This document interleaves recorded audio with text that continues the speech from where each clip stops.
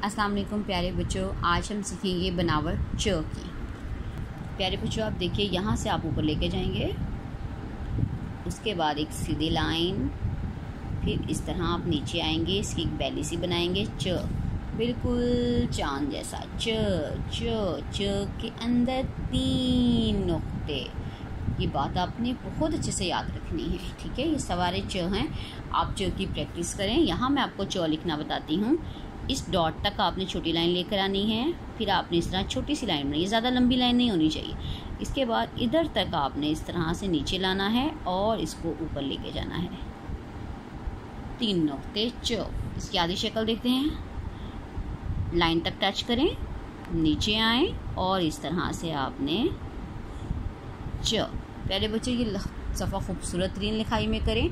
आपकी pencil must भी sharpen, ठीक है। और उसके बाद आप मुझे इसकी तस्वीर अपने फेस के साथ व्हाट्सएप करें।